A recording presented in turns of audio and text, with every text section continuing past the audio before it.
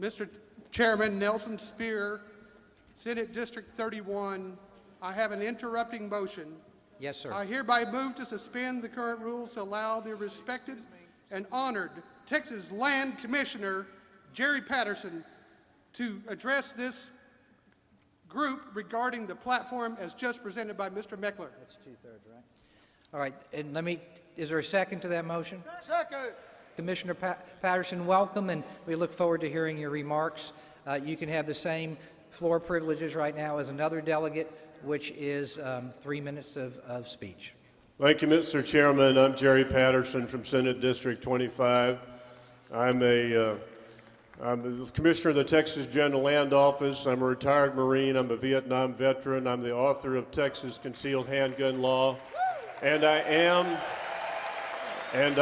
a conservative. And I want to talk about something in the platform having to do with the immigration plank. And I would like to submit to you that the immigration plank and border security go hand in hand. Let me first say, before I talk about the plank, that I support voter ID. I support English first. I support a military presence along the border when needed. I support a physical barrier, including a fence, where it's tactically called for. I oppose our current policy of unconditional birthright citizenship. I oppose bilingual ballots. I oppose restrictions on law enforcement that would stop them from asking a question about someone's immigration status during an apprehension or investigation of a crime. I oppose amnesty. But what I will tell you, something that I very loudly, firmly, and with great fervor support, is a guest worker program as part of our border security. We have folks in this country who are here to do us harm. They are criminals, they are coyotes, they run things back and across the border, whether they're illegals or whether they are drugs or other contraband. And we also have folks in this country who want to work hard, pay their taxes, obey our laws, and there is no way for those to come here and do that lawfully because our immigration system is broken. We need a temporary guest worker program that is in the immigration plaque of our platform, and I would hope you would favorably consider that. And thank you for the few minutes to address the convention very much. Thank you, Mr. Chairman. My name is Brad Bailey from SD 11. I speak against this amendment. I'm a member of the Temporary Platform Committee and the Permanent Platform Committee. We spent many, many hours of open delegation. We had the business community. We had the Minutemen militia president there. They've never agreed in 15 years of coming together. We came together and had an open discussion about this. And when we finished with all the testimony that we had, every single person was heard until they didn't even want to stop talking. And we listened to them. Everyone agreed 100% that they wanted a solution, not rhetoric. Texans produce solutions.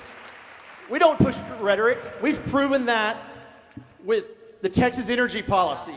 We've proven that with lawsuit reform. We've proven that with voter ID. And we've proven that with our booming economy. I want to separate fact versus fiction. Please pull out your platform right here, everyone has. Page by page. Number 1, on page 2, achieve 100% border security. Read that. Page number 2, only citizens would be counted in the Census Bureau taking. Page number 3 and 4, Texas driver's license indicate that if a driver is a U.S. citizen and not allowing DL to be issued to anyone not legal in the United States. Page number 5, supporting Texas voted law requiring proof of U.S. citizenship. Page number 7, English as the official language. Page number 7, opposing any form of human trafficking. Supporting welfare reform, denying benefits to non-U.S. citizens. Page number 12, higher education requiring proof of citizenship for in-state tuition. No U.S. citizen not eligible for state, federal, grant, or loans. Texas residents given acceptance priority over foreign students. Page number 12. Public schools. We encourage legislation to prohibit enrollment of non-U.S. citizens in Texas public schools. Page number 12. Oppose public funding of foreign culture schools that we have in Houston, Texas, and having non-U.S. citizen as principals. Page number 13. Page number 14. We support a Texas volunteer state militia of armed citizens. Page number 19. We support American jobs as a priority. Page number 21. Strong language for birthright citizenship in the 14th Amendment that reflects the 2010 plank. Fact versus fiction. On page 21, we said as Texans, we want solutions, not rhetoric. We're better than that, we can produce it, but we still have the strong language of the 2010 platform. I urge you to knock this amendment down.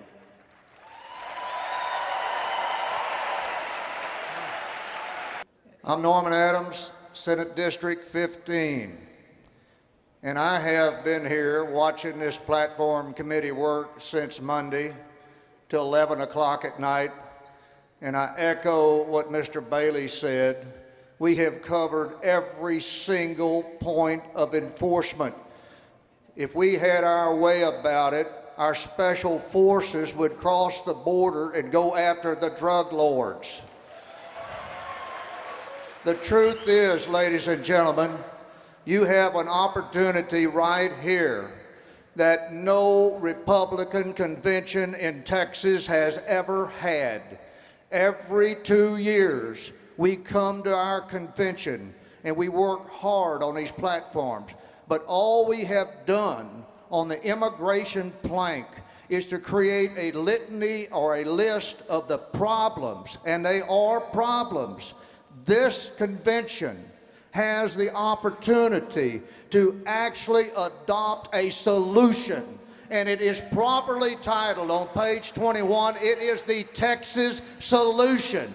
Ladies and gentlemen, I go quite often before Hispanic organizations and chambers of commerce, and they love us on our pro-life plank. They love us on our traditional marriage. We have been a laughing stock on our immigration plank. Approve this plank. Vote this motion down. God bless you. My name is Jim Barnes. I'm from Senate District 20, Hidalgo County. I live 2 miles from the Rio Grande. I am the Texas president of Minuteman Civil Defense Corps. I have conducted border watches along the Rio Grande. I have participated in border watches in Falfurrias, all the way across Texas to El Paso. I've also worked the border near Tucson, Arizona, and east of San Diego, California. All I have heard for the last 6 years is rhetoric. Everybody's got an opinion, but nobody wants to do anything positive. This committee started out on Monday and started talking about straightening out immigration laws. And one of the committee members asked the question, how do I sell this to my conservative friends? I raised my hand, filled out a piece of paper, and it was my first presentation to the subcommittee. I said, I'm a conservative, identified who I am and what I do. I said, the first thing you gotta do is secure the border. If you don't secure the border first, I don't care what else you want to propose. That goes along with the 2010 platform. I don't care if you don't secure the border. And a lot of conservatives feel the same way. This committee said, okay, that's the first thing we're going to do. And they put that in the platform. And then the ideas started flowing.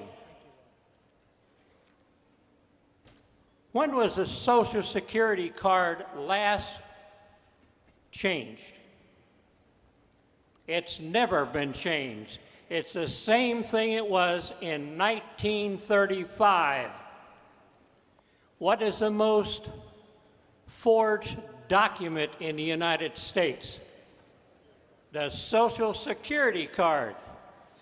Somebody made a suggestion we need to do something about that. It's in this platform because it's a solution, not more rhetoric. Birthright. When we started talking about anchor babies, everybody got their Constitution out, and we started reading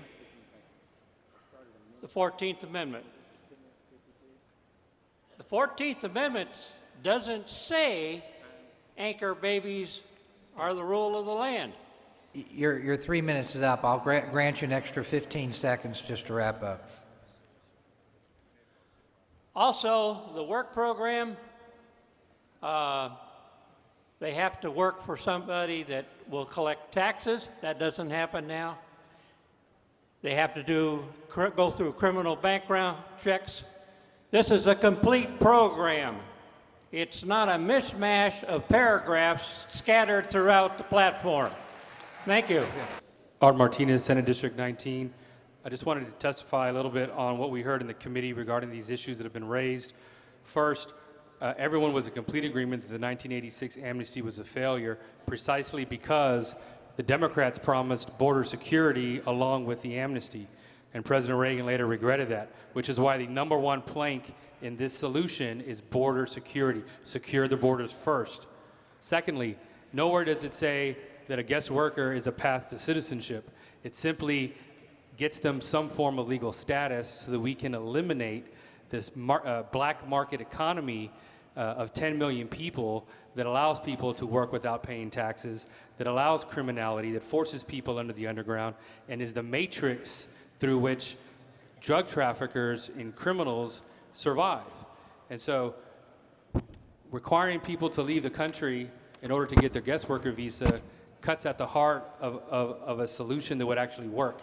Someone who's an immigrant here from El Salvador is not going to voluntarily return to El Salvador. So by adding this type of language, what you're going to do is continue the current system, and we all know that the current system, the current status quo, is unacceptable. That's why this idea was debated and rejected in the subcommittee unanimously. And lastly, on the issue of Hispanic organizations, we heard poignant testimony by Artemio Muniz Jr., who's the state chairman of the Federation of Hispanic Republicans, which is an official auxiliary of the Republican Party of Texas. And what he explained to us is that the Federation of Hispanic Republicans is not an organization that separates itself. It is not an organization whose members are just Hispanic or Latino. The purpose of, because they reject racial identity politics. Their organization is to be the arm or the branch of the party that reaches out into the Hispanic community and bring them into the party. And that their membership requirement requires all members to be a member of another organization first, a Republican woman, a Republican man, and a pachyderm, because we need to strive towards the day where the Federation of Hispanic Republicans is no longer necessary. Yes. Thank you. And so there were Americans of Hispanic descent who testified, and very few of them were represented by a Hispanic organization because we don't believe in racial politics.